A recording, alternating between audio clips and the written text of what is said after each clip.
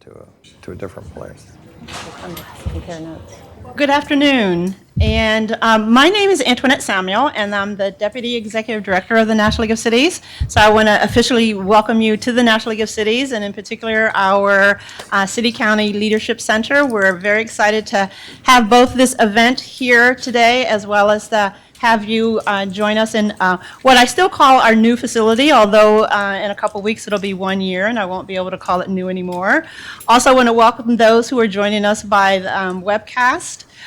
We're excited about being able to be a part and be a sponsor of this important event and of this important study. The National League of Cities is a membership-based, or I like to say a membership-focused organization, and we represent 1,700 direct city members throughout the U.S. We are an organization that seeks to serve our elected officials by providing them the advocacy, the technical assistance, and the training that they need to lead their communities in a positive way. But actually, we have a network of 49 state municipal leagues. So we pride ourselves in being able to say that both through our direct city members and our 49 state municipal leagues, we represent the interest of 19,000 cities and towns and villages throughout the U.S. As I stated, we try to provide training and technical assistance and lobbying and advocacy, all with the intent of being able to equip local officials with the tools that they need to lead their communities and to be effective leaders in that vein. So our members are actually on the forefront of dealing with all of the realities of local governance. And one of those aspects of being a leader is to consider those issues related to housing and the housing market in their cities and towns. It is a critical issue. They play a critical role in making sure that citizens, both their cities and their citizens, have adequate housing. And so we're very proud to be part of a sponsorship of this event, because as mentioned, housing is a critical issue. The importance of this study, the State of the Nation's Housing Report, is something that needs attention, and so I'm very proud to be a partner in this effort. And we appreciate the panelists that are here today. I know you don't want to hear from me because we have some very important people for you to hear about who are very intimately knowledgeable about this study and its effect on local governments and their cities as well. So I give you an official welcome. I hope that you will take some time after this event. If you're interested in a space, you're welcome to come upstairs to the 4th and 5th floor and visit our space if you like. But I think we need to get on with the important business of this event, and that is to hear about the State of the Nation's Housing Report. So I am going to introduce Kristen Capps with City Lab, who I believe is going to lead you through a discussion with the panel. And welcome to the National League of Cities, and welcome to Washington, and welcome to our space, and welcome to what you're going to get out of this important discussion as well. So thank you very much.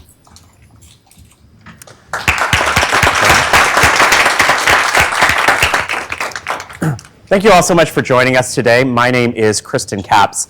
I'm a staff writer at City Lab, the urbanism site for The Atlantic. I'd like to thank the National League of Cities for hosting us in this very nice space. We have a really lovely setup here, and hopefully it will make us all shine. I want to thank our panelists for being here. It's a really estimable group, and I think this is going to be a good forum to discuss the State of the Nation's Housing Report for 2017 and the insight it contains. I'd like to introduce our panelists. First with me is Christopher Herbert. He is the Managing Director for the Harvard Joint Center for Housing Studies. Thank you. We have Baltimore Mayor Catherine Pugh. Thank you so much. Thank you. Terry Ludwig, who is President and CEO of Enterprise Community Partners, a national nonprofit organization that improves communities and works to make homes affordable. And then Robert Kettler on the end, who is the Chairman and CEO of Kettler, a DC developer of mixed-use housing. For those in the audience, I'd like to ask you to please mute or turn off your cell phones while we're having our discussion today. And for any reporters in the crowd, the panelists will be available for interviews after we conclude the proceedings here. For those watching along at home or for our live stream or checking this out on Twitter, the hashtag we're using today is Harvard Housing Report. So that is where all the action will be. All right, to start, Let me ask you, Chris, we're now a decade out from the start of the Great Recession. Things are finally starting to feel back to normal in the housing market in a lot of ways. In 2016, home prices finally broke the pre-recession peak. Home prices are up, construction starts are rising, financial distress among homeowners is on the decline. But yet renters and home buyers in many metro areas aren't feeling that great about the housing situation.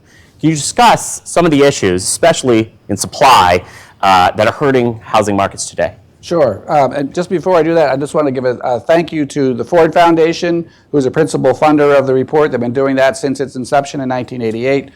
To the Policy Advisory Board of the Joint Center for Housing Studies, and there's a number of organizations that are also sponsors that are listed in the report, including the National League of Cities. So the Joint Center is very grateful for all those support for the report.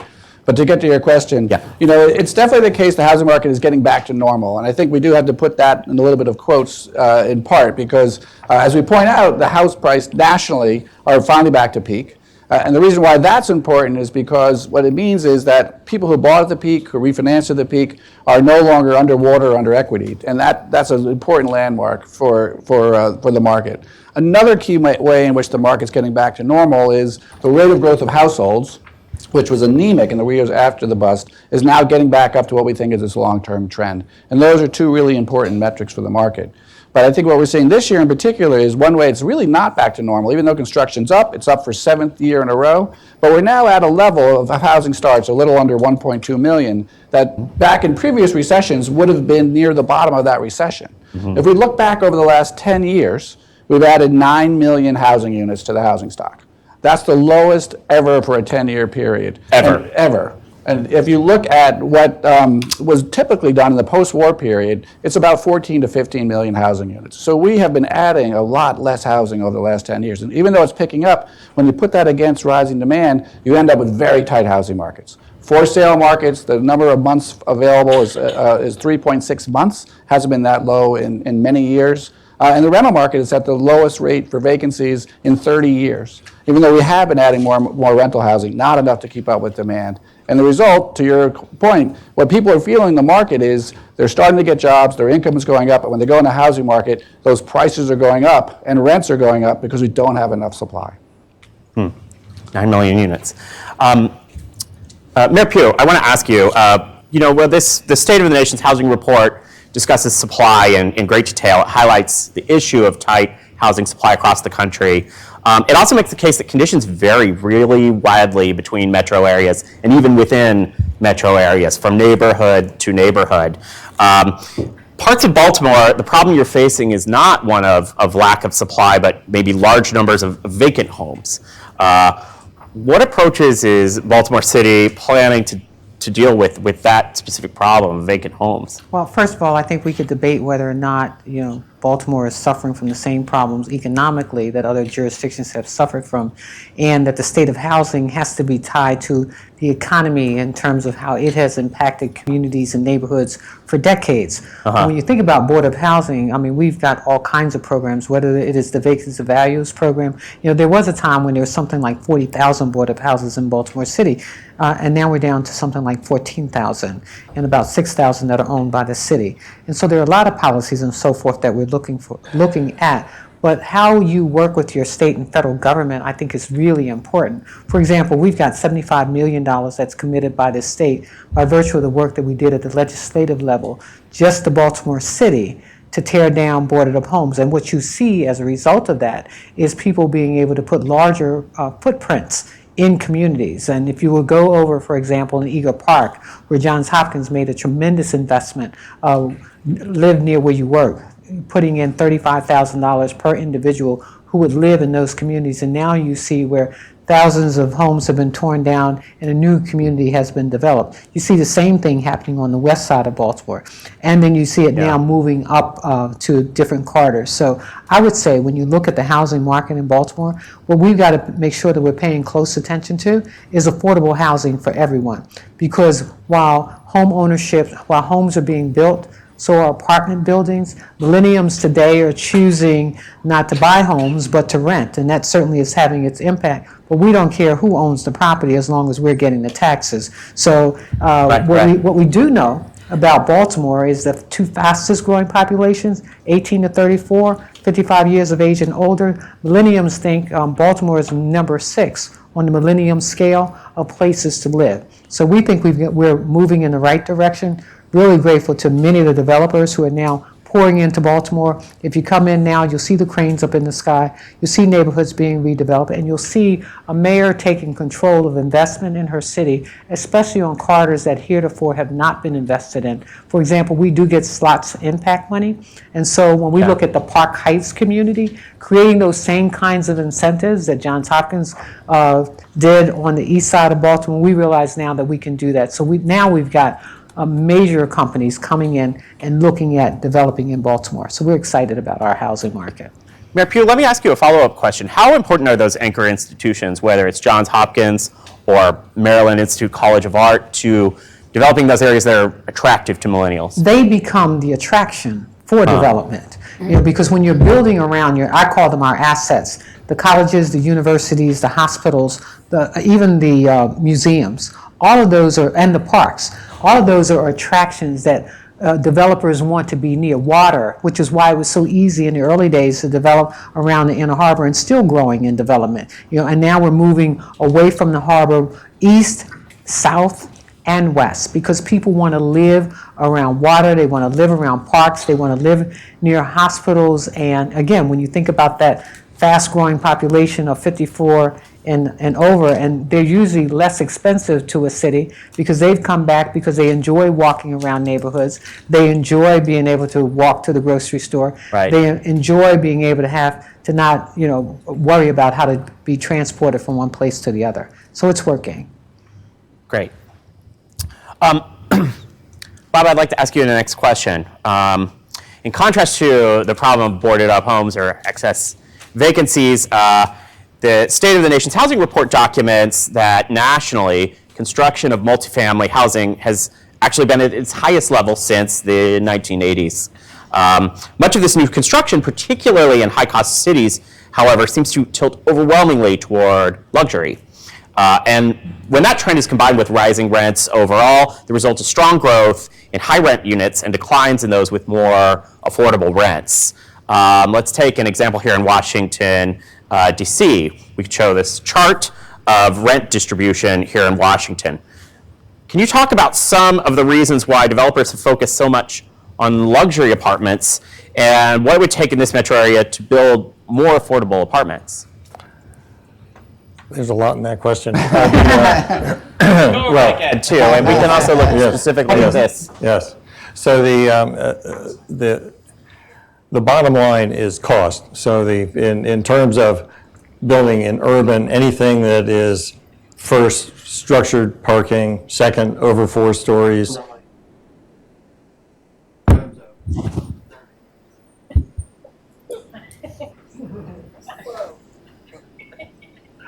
He agrees with me.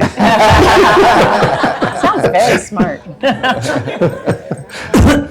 Okay, minor snafu, so I hope we've got that under control. Okay. 2 Bobs is better than 1, but continue. Harmony. Yeah.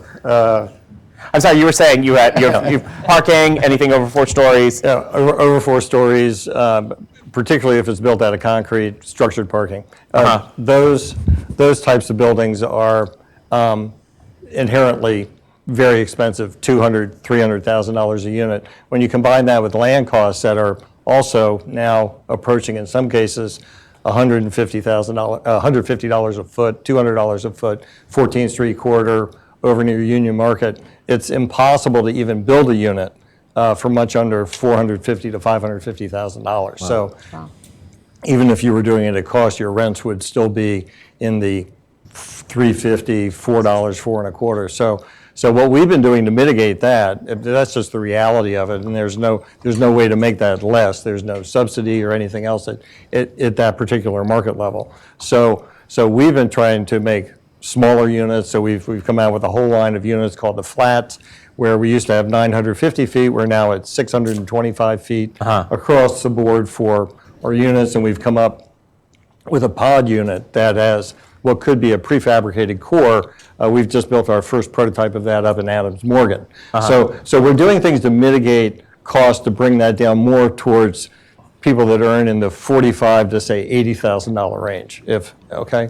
And then there's a real bifurcation in costs. I mean, the upper end of the market is very, very hot. As a matter of fact, there's even oversupply there because it's just, that's basically where all the product's landing. What we're doing to really revitalize and bring in lower cost units is a very long answer, and it's not just an urban solution. We don't have an urban solution for affordable housing at our company. We did 7,000 tax credit units between 1994 and 2006. The margins in that got squeezed out. We needed to have, and we've built maybe 2,000 units here in Washington, D.C. of affordable housing. There's tax credit or bond financed. It's currently either Section 8 or vouchers, but we don't see a solution for that. I mean, the real answer is it needs to be stick-built, surface parked. We're actually doing something inside the Beltway, Prince George's County, that will be in that level and be affordable for $35,000 to $40,000 incomes. But that's really the only solution is But not coming lower to cost DC. construction cost and surface parked. Chris, did you have something to add? Yeah, just what, that exhibit we had up showed the distribution of rents. We get a question a lot of times is like, we're building a lot of luxury housing, we need more moderate cost housing, we're building too much luxury housing. I think as Bob said, in some markets that may be the case. In a lot of markets, there's still demand for that. Right. And the issue is that we need supply along that whole cost spectrum. Right. So I think you can't say we don't need that high-end housing. We've had a growth of 1.6 million over the last 10 years in people making more than 100,000 who are renting. That's phenomenal growth, and that's what's been fueling that supply. What we need to do is what Bob's doing is talking about is expand the range of supply, and probably at some point pause a little bit on some of that high end in certain markets. But it's really how do we get housing at all those price points. What that chart shows is we haven't seen a process of filtering. We're adding at the high end, reduces rents at the low end because demand is so strong. We can't just rely on filtering. We need to add at all those price points, sometimes with subsidies. Mayor? Is part of that because in many cities or communities it's been developer driven as opposed to leadership saying, this is what we need, and that when I think about the growth in wealth in Baltimore City, for example, I mean, we can't build enough for wealthy individuals who want to move back to the city. So there is that market, and I believe that we're meeting that market. But how we make sure that affordable housing still is maintained in certain communities, and I think it's easier in communities that have been underdeveloped when you couple that with federal dollars, when you couple that with state dollars and say, part of what we want to do here with the millions of dollars that you're allocating for us to tear down properties, which lowers the cost for the development that can take place in those communities and those neighborhoods, and we're seeing it. We're seeing it in Baltimore being done. Well, Terry, let me ask you, what do you see at Enterprise as some of the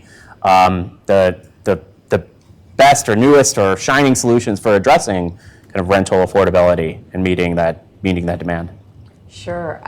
Well, as you just heard from panelists, it's very hard. It's very complicated and complex, but I do believe that with vision and leadership, as the mayor was just saying, being intentional about being committed to affordable housing where it's needed is absolutely what we need to do. And certainly the supply issues, the market-driven solutions that we were just talking about are important because just to increase the supply so that we do have some filtering down at entry level.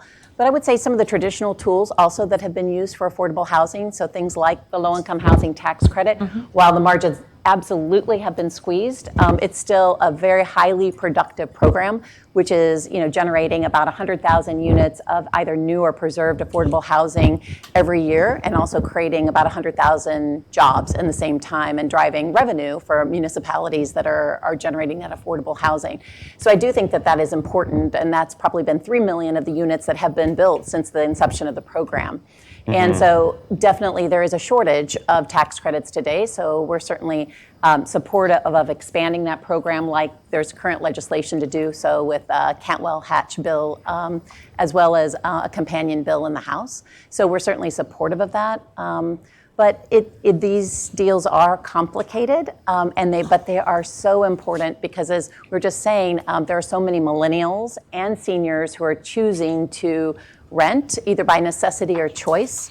And we know from the report, the renter incomes are about half that of homeowners, and on average, and so this is going to become just an increasing problem for our country. So I think it's a really important time to act, and I would say we also think we have to look back at some of the traditional avenues to, like vouchers. So only 1 in 4 of the families that are eligible for vouchers today are able to get those vouchers.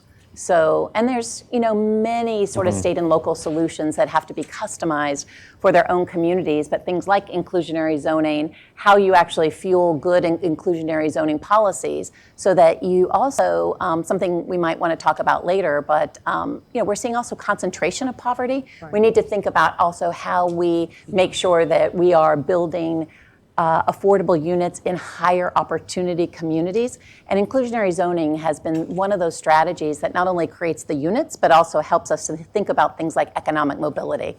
So that's just some of the things I would think about. And I also think when you talk about Section 8 housing and RAD programs and those programs that have come about, that you really have to take a different look at what Section 8 stood for 20, 30, 40 years ago and what it means today. Because people aren't moving into Section 8 housing and expecting to move out in 2 or 3 years or 5 years, because originally it was set up so that you could help people and then they would move on. But the reality is that they're not moving on.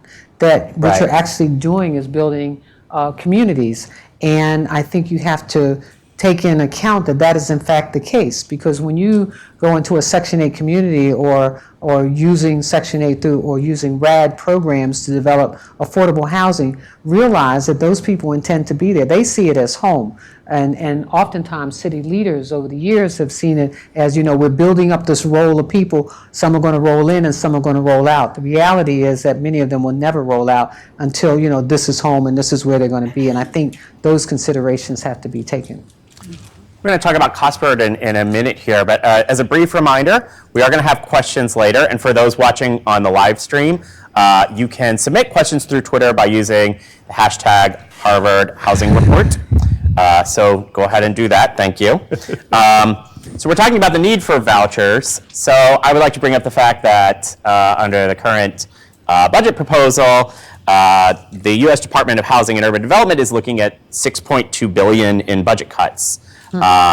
This includes gutting entire categories of housing aid. Budget cuts that, if they are passed, would be devastating to a wide range of communities across this country. So Terry, maybe you could talk about why this issue isn't getting more traction politically. It isn't getting more traction across all of these communities that will be affected.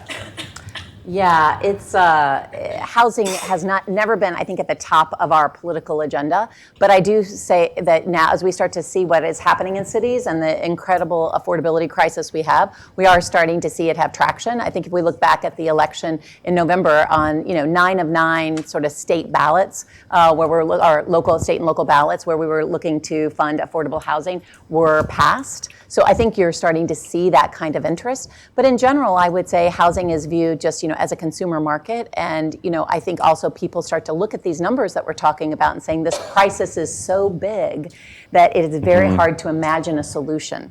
So I think it's also incumbent upon us all to talk about what are those real solutions and how we could scale those. Because I think, people honestly have a little bit of crisis overload, particularly in this political environment. So how we actually put forward that there are real and tangible solutions, I think is really important. I also think it's just as important to be advocating for this.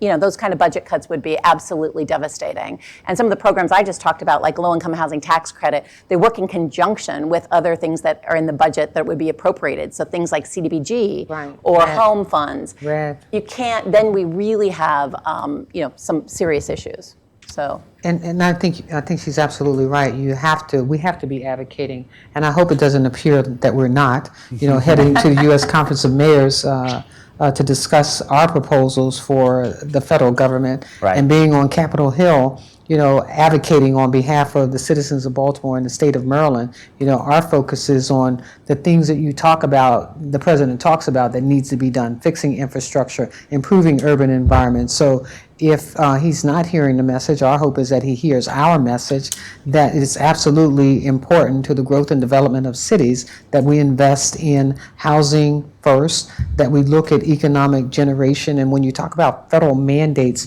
to fix infrastructures of cities and so forth, part of that is what we do with our housing stock as well. Absolutely. Yeah, that's fascinating, especially as the role and the kind of alignment of state government changes. That changes the role of mayors too, and the way that they serve as advocates. Well, I can tell you as a new mayor who's only been in office for about 6 months, and I can't say that much longer, but when President-elect Trump came to Baltimore for the Army-Navy game, Yes. I made arrangements to be able to hand him a letter on behalf of the citizens of Baltimore in terms of infrastructure needs, housing needs, and federal appropriations that are very much needed. I think we have to meet this administration on the words that they put out there and on what they say they want to do. And we've got to be strong advocates. We've got to continue to say what needs to be said, and we can't retreat. We have to move forward, but again, we have to have conversations, and those conversations can begin with the conversations that he initiated when he said, when he put his hand on the Bible, saying, "I'm the President of the United States of America," Right. and that means all of us. Right. I would just echo what the mayor said, which is to say that just being able to frame housing as an economic imperative, it's a basic need for folks if we want to be economically competitive, and we're seeing that with employers, right? Because if you want to attract, retain, and not have the kind of turnover that you might see otherwise in the job market, it's just absolutely imperative. And one of the most effective ways I think that we've seen housing framed also has been in really a human sense. So I think Matt Desmond, who authored the book Evicted, gave us a great gift when he talked about the importance of housing stability on real life outcomes, on families, on education outcomes, on health outcomes, and being able to tell that kind of story of that stability is, I think, also really important. We have to remember to tell what does that mean to the child that's just born? What does that mean to their life trajectory? So those are things I think we can all continue to do a better job on. Absolutely. I would just also add that I think this framing of the story as housing as a part of economic mobility is important. The mayor talked about the fact that people move into these communities and there's no next step on the ladder to move out of. But there's also an opportunity in those communities through things like the Family Self-Sufficiency Program and the like to help give that housing community a leg up in terms of job training, other access to economic mobility. I think that one other thing I'd point out too is I feel we need to have an honest conversation about how we can do things better. Yes. And we can do things better. Absolutely. And I think the mayor of Baltimore, mayors across the country are experimenting and pushing the envelope. Enterprise community partners and the like are all finding how do we do better. But we need to first have that commitment to address the problem. Absolutely. Yeah, I mean, from the private developer standpoint too, I mean, we're not as involved in, say, policy, but the inclusionary zoning components and all of the zonings we're doing from DC and Tyson's Corner are much higher proportions than they have been historically. I mean, in DC, they're trying to ratchet it up from 8% to 12%. We're trying to make that work in our budgets. And not only that, they're asking us to do it on a square footage basis, not just on a unit count basis. And they're asking us to distribute those units proportionately through the building in the same ratio as the rest of the mix. So it isn't, you're not sort of pigeonholing the affordable units into lower floors or into smaller units. No corridors. No corridors. But they're distributed through the units, and they're sort of invisible, which is great. They're part of the community, and we endorse all of that. The important thing there is to get it into the budgetary process earlier rather than later, not in the middle of a land use action, because that can blow it up. And in Baltimore, that's been my experience. Is whatever we're doing, has been up front. And in 90% of what happens around Virginia and DC, it's baked into the land use. So it definitely can be worked into it, and particularly if you're doing high-rise construction. It doesn't work where you've got low-rise construction because the density bonus, you can't physically make it work, but you can make it work in concrete and vertical construction. I think what makes cities unique is that when you think about housing and you think about community development, and I think when you focus on community development and then the future of retail, and the great thing about cities is that we're not all encumbered with great big malls that are trying to figure out what their next footprint is going to be. If you're looking at housing, you're also looking at what kind of retail establishments are you going to build. You know, when you think about supermarkets, for example, they're no longer looking for 120,000. What they're looking at is 25,000, 40,000. And, you know, in spite of the internet, and we love the internet because it certainly has changed the way that we do business, but there's certain things that will always take place. I would tell people you can't get your hair done over the internet. You're still going to have to go someplace in the neighborhood and community. Never. And and cleaning. We're women. We know this. You can't debate me on that one. But how we buy our clothes and all those kinds of things, that retail footprint changes. So you'll see the whole community development piece coupled with housing change in terms of how we address communities, build out communities, revive neighborhoods and communities that have been neglected over decades, that create boarded houses and community. So it is an opportunity for us to now look at how do we reshape development and how do we reshape community development and housing in neighborhoods and make it affordable for everyone. Yeah, and it's interesting because when we think about the role of technology, it is really cutting down traditional geographies and barriers, and also it's changing the way we form community. And while we will still do that in a physical setting, just doing that in a more digital environment, I think is fascinating. We've just recently had some conversations, in addition to the kind of innovation that you're talking about, some of the smaller units and the pods or the manufactured housing. Today, here in our country, as well as in other places, there's 3D printing that's occurring. So there's all kinds of ways to think about how technology might be disruptive to do the exact kind of thing that Chris said, which is to say, how do we hold ourselves accountable and use new technologies to try to reduce some of these barriers? Well, I say we take advantage of this technology we have behind us and put up another chart on cost burden. This is one I've been dying to get to because I think it's really fascinating and one of the important revelations from this report, where we see real market improvement in the number of homeowners who are paying more than half of their income toward housing, what you would call the severe cost burden category, but much less so among renters. So Chris, maybe you can talk to us a little bit about the conclusions from this report. Sure. So if you look at those trends, you'll see that over the course of the 2000s, both of those numbers were rising up until the time of the crest of the housing boom. And among homeowners, it was because people were stretching to get into homes. The lending was allowing them to take on bigger burdens. That crested about 2010 or so, and then since then it's come down by about 2 million. Which seems like good news, except when you consider the fact that a lot of the decline had to do with the fact that people who were most stressed lost their home to foreclosure. And the other piece of that is the fact that young people are not moving into home ownership, and that's the group that tends to stretch the most and be the most cost burden. Now, the fact that they're not spending more than 50% is a good thing, but that decline reflects that kind of the struggles in the housing market. Part of it probably reflects the fact, too, that we've had interest rates below 4%, so if you were on the bubble, you could refinance and get your costs down. On the renter side, what we saw was rental burdens were rising over the first course of the decade, and since the recession took off, they went from about 9 million to 11 million, and they've been there pretty stable around 11 million for the last 4 years. And that number, just a decade ago, it was around 6.5 million. Just an enormous increase in people spending half of their income on housing. And so we've seen just the fact that it's not getting any worse. It edged down last year by a couple 100,000. You might see a headline that says rental affordability improves. But relative to last year, but relative to where it was as little as 2000, it's just enormous, that number. And so what we're seeing now is that renter incomes are going up as the economy gets near full employment. But as we've talked about, rents are going up faster. So when you have rents going up faster than incomes, it's just keeping that pressure on. And so this is a problem that we're not able to grow our way out of. So we're going to have, as Bob was talking about earlier, we've got to find a way, and Terry and the mayor, how do we find housing that, because most of this group, most of that 11 million, 6.5 million of that are people making less than $15,000 a year, and another 3.5 million are making between 15 and 30. So this is a group that Bob's going to have a hard time building housing at a price that he can make a living on, and so we have to find some way to reach that 11 million if we're going to see that number go down.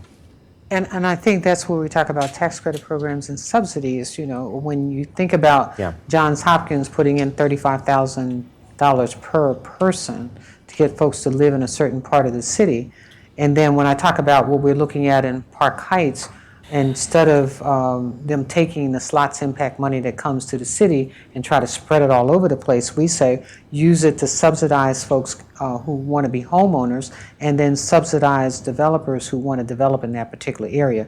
Because I think what you pointed out earlier, it's how do you bring that cost down? And we're still going to have to bring costs down in order to be able to accommodate the affordable marketplace that needs homes as well. I also think that there needs to be something said about mortgage bankers luring people into homes that they cannot afford to be in. And there ought to be, and I know that there is for some retribution around that, because these are people who probably will never get back into home ownership because they're going to be struggling still trying to figure their way out of the debt they're now under. So I think this whole education piece around home ownership, I never forget when I bought my first home, I said, when rent gets to, and now this really tells how old you are, when rent gets to $500, I'm out. I'm buying a home. And then when I bought a home, I said, this is an equity opportunity, and so what I want to do, because I'm one of those folks who never knows what they're going to be doing next, I want to pay for my home as quickly as I can. Sure. So I took out a 15-year mortgage, and every time I had a little bit of extra money, I put it on my principal. I said, who tells people that? And so instead of taking 15 years to pay for a house, I paid for it in 12. But the average person will go to the bank and say, if they got a little extra money, this is for my mortgage, not realizing that they're paying on their interest. So there's a lot of education that needs to take place in terms of home ownership so that we don't end up with people who went through what they just went through in terms of, losing their homes. Well, maybe Mayor Pugh, you can kind of continue on that thought. I want to talk about African American home ownership rates, which are down from where they were before the passage of the Fair Housing Act in 1968, which is really sad and astonishing fact, Absolutely. if you think about it. And what are some policies that you see that can, or that you envision that can help put Black households into home ownership? Well, I think the American dream is still everybody's dream, and the African American community as well. Yeah. But part of it, I think you can't deny the economic inclusion has not been fair across the board. And so what we've got to do is be able to be more economically inclusive of all communities to increase the opportunity for African Americans and other minorities to be able to become homeowners.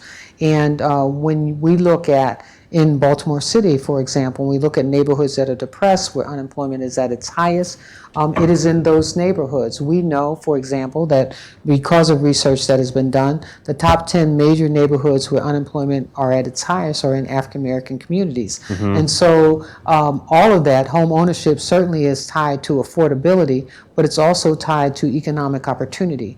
And so it becomes incumbent upon those of us who lead to create a more inclusive economic opportunity platform for people who live in your city by virtue of offering them the opportunities to participate in business opportunities, job opportunities, and we've just got to do a better job of doing that so that we can increase ownership among African Americans and other minorities in this country.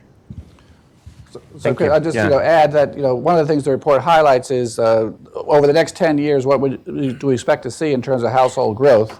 The good news is that we expect the country to have very strong household growth, which is good for the housing market, good for the economy. A challenge for the country is that 70% of that growth is going to be among households of color. African Americans, Hispanic are going to be a big part of that market, as well as Asians. And so if we're thinking about realizing the growth of that, the economic potential of that growth, we have to make sure the housing market works for all those segments of the country. Homeownership is a piece of that. Rental housing obviously is important as well. But in the homeownership side, it brings us back, I think, to what we're talking about in terms of the housing finance system and how we're going to reform that system going forward.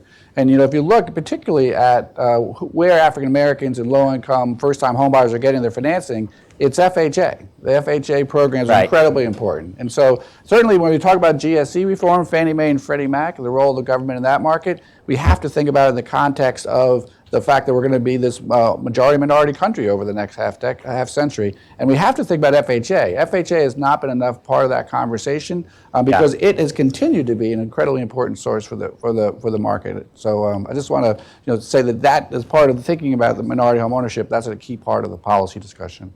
Absolutely. I agree. Yeah, absolutely. We have housing, for sale housing projects, 12 of them around the area, and the FHA loan, the 3% down payment, the 3% starter rates are incredible right now, and we have seminars for teaching to get credit scores up and to get people into home ownership from Stafford County all the way up to Baltimore. So. Well, and that's why I said, access to capital is important. Education is also important. And, teaching people about credit. I mean, this is just not the African American community. This is folks in general. But we need that education, and at the same time, we need the economic access, and that has heretofore been a problem in many African American and communities of color. But I do think that if we're looking forward to how do we revive the housing market in this country, we certainly have to be paying attention to the population that's growing. Well, with the prospect of rising interest rates, do you have any fear that FHA loans will be less effective or less attractive for first-time home buyers? Yes, I mean, and that goes for the rental side of the equation as well as the homeownership side. But it could be really put a dent in the for sale housing market. Any increase in the rate. So, I mean, traditionally what happens is people go from the fixed rate into some form of a variable rate loan or adjustable rate loan, and that can soften the blow. But in the long run, rising interest rates really are harmful. Do you think it's appropriate right now? I mean, we have the job growth, we don't see the inflation. Well, the Fed raised rates and bond prices went up, so that meant rates on long bonds went down. So I don't think it's actually affecting the mortgage market and or the long bond market or even the HUD 221D4 market. I think all of those are fairly stable, and nobody really sees those rates moving up really this year. Maybe a tiny amount, but not enough to really dent home buying or I think the construction or permanent loan industry on multifamily. But there are some local policies that you can put in place, as we've done at the city and state level, whether it is the first-time home buyers tax credit or the $5,000 that if you're a teacher or a police officer or something like that you can get. So there are some things that we as cities and states can continue to do to help, lower that burden and increase the population of individuals who have access to the housing market. Great.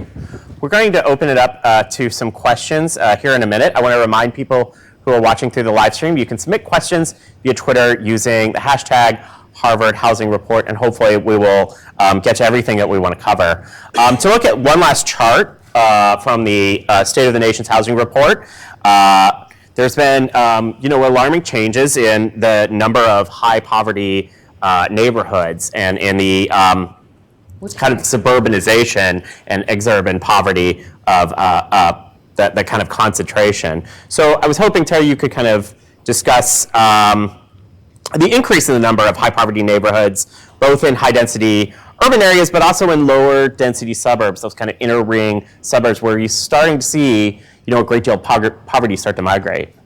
Sure.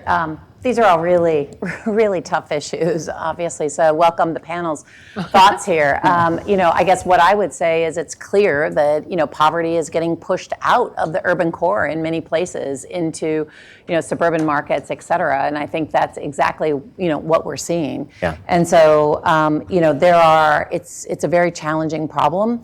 I guess I would say it's also challenging because we know that it's not just about housing when you're getting pushed out. Your access to opportunity as a family, it changes, right? And so you're getting pushed out often, and some of the things the report talks about are housing plus transportation costs, for example. So when you start to look at that picture for a family who's already struggling with relatively flat wage growth and increasing housing costs, it becomes really problematic. I guess I would say that, there are some of the policies that we've already talked about today, like inclusionary zoning, some land use policies that can certainly address this. But I think it also gets down a little bit to public will. And I think we're seeing some of these communities respond in very different ways.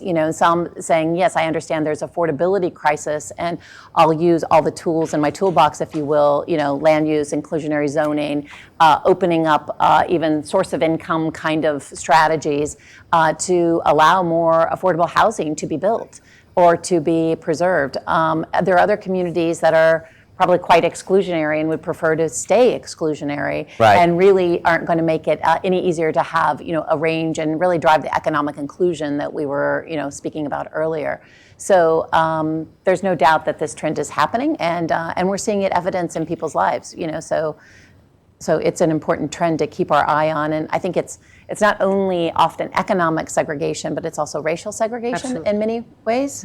So. And what we've also seen is, vouchers aren't limited by virtue of a city or a particular jurisdiction. So Right. now you get it because they're federal. So you get a Section 8 voucher, you can go move into other parts of the state. And so you see the poverty spreading out. But it also, I think you make a good point, it also creates more problems for those who are in poverty, access to assistance and help and support.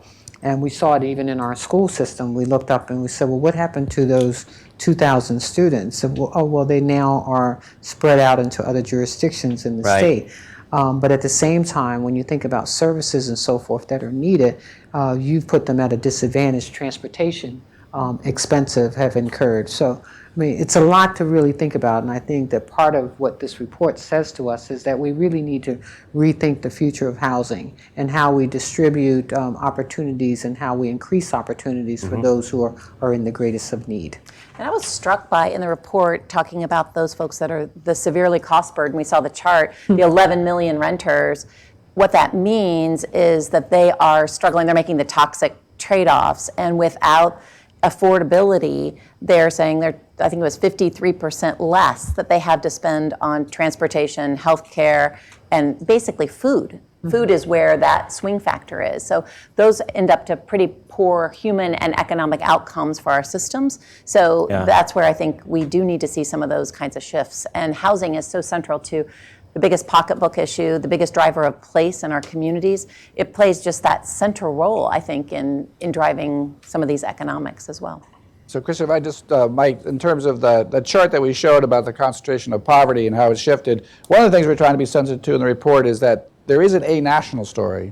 These stories play out differently in different markets. They sure do. And so I just point out that chart's available on our website, and you can look at it in different markets. And what you find is that in a place like Baltimore, it's very much an urban problem. It's concentrated in the city of Baltimore, and the mayor has it at her front doorstep, and she could use some more help, I'm sure, from the surrounding Always. metropolitan area. Always. But then if you look at Atlanta, you look at Phoenix, the dynamic is very different. The same thing with that rent distribution chart we saw earlier. So I think we're trying to highlight the fact that these are big issues, but they have to be tailored. I think someone mentioned earlier they have to be tailored to what's happening in the local market area, because one of the reasons we wanted to highlight this issue about poverty spreading as well is there's a lot of focus now on gentrification. Gentrification is a real issue, and it's very much a big issue in Boston, San Francisco, Washington, even places in Baltimore. Absolutely. But what doesn't get as much attention is the fact that the flip side of gentrification is this concentration of poverty neighborhoods. So we have to have a housing policy that deals not only with what do we do in places where people are being pushed out, but places that are underinvested. And I think that we need to not only get people into areas of opportunity, but make more areas of opportunity. And housing policy has an important role to play in that. To be a both and strategy. Yeah, but I also think it means dealing with the ills of the communities as well. And how do you deal with it in such a way that you're not impacting one neighborhood against the other, or that you're really creating equality across the board? And I want to just mention, for example, when you think about drug addiction, and nobody wants drug treatment in their neighborhoods, whether you live in the Ritz-Carlton or you live in Sandtown, Winchester. Right. But at the same time, how do you do it in such a way that it doesn't impact the neighborhood, or that you don't pour all of that into one particular neighborhood? And I think that that's part of the discussion moving forward. Are we looking at drug addiction as an illness? And if we are we attaching it to hospitals that are not bumped up against neighborhoods and communities so that we can treat people and really cure the problems that they're facing so that they are productive members of any community? And I think that's a real issue, because when people talk about being exclusive, it's not so much exclusive that they want to be away from one race or the other. It's about the problems that are indicative of certain neighborhoods and communities that have not been addressed. And so it creates this, I want to be separated, or deal with that problem over there, and we'll act like it doesn't exist, but it does. And the the long-range impact of that is that if you're not fixing that neighborhood, eventually it pours out into your neighborhood as well. Right, the problems don't stay in neighborhoods. Does anyone have any questions here for our panelists? There's one in the back over here, Christian. Okay, so if you want to ask a question, there is a clamshell kind of looking device on your table. If you just hit the button and make it turn green, you can speak to us right there.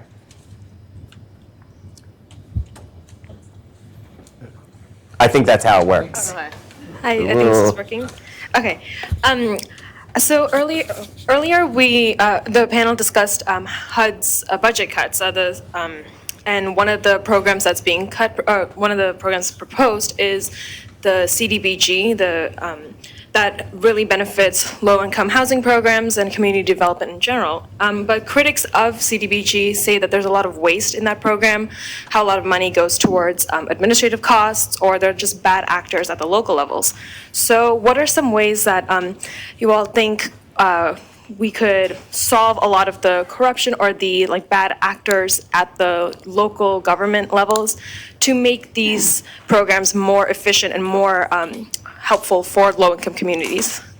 In case I need to restate that for the live stream audience, she is asking about the CDBG program, which is would be cut from the HUD budget, and criticism about CDBG. Terry, is that something you want to address? Anyone else want to address? Sure. I mean, I guess I would just say that I would just be careful to go back to say what has been the specific criticism of CDBG and what have actually the reports said more specifically, because I think it's a common thought. There is certainly waste in certain government programs, no doubt, and reforms are needed. With CDBG, I'm not aware of specific reports that have said that there's something wrong with it, and I think most GAO accounting, sort of these programs have been that actually they're quite leveraged in bringing in public-private partnerships and actually really thinking about that kind of leverage factor. And it's something in CDBG, I'd actually turn it more over to the mayor, because I think what I hear, here we sit in the League of Cities, I do think that, when this is one of those things that actually fulfills sort of the idea of taking also money and moving it to more state and local government and being able to use it in the most leveraged way for economic development. But it will look different from place to place, but that's not necessarily a bad thing. It's not an inefficiency of the program. Rather, it's doing exactly what we want to do as we think about state and local strategies, which is tailoring it to the specific needs. And I would have to add that I can take you to communities in Baltimore where CBG money was absolutely used in a way that has transformed neighborhoods and communities, whether it is the Otterbein community or the Inner Harbor, where you see transformation, or up in Mount Washington and Mount Clair, where we can show you the transformation. I've not heard any complaints about that particular program. In fact, what we hear around the country and from other mayors is we wish we could get more. Because in Baltimore, I think we were probably famous for the Dollar House program, which that particular program enhanced and developed and helped us to expand and recreate neighborhoods that had not been invested in for some time. So my hope is that we do reinvest, and the federal government does invest in that particular program, because it is not just about building housing, it's about building communities, and it does make a difference, because not only does it create the housing, it creates the economic opportunities to do other things as well. Thank you. Let's take a question from the Twitter bots. Okay, there are several questions on Twitter, but one of them is directed at private developers. And I guess it's slightly rephrasing, but is it possible, or how can private developers profitably engage in affordable housing given the high development costs?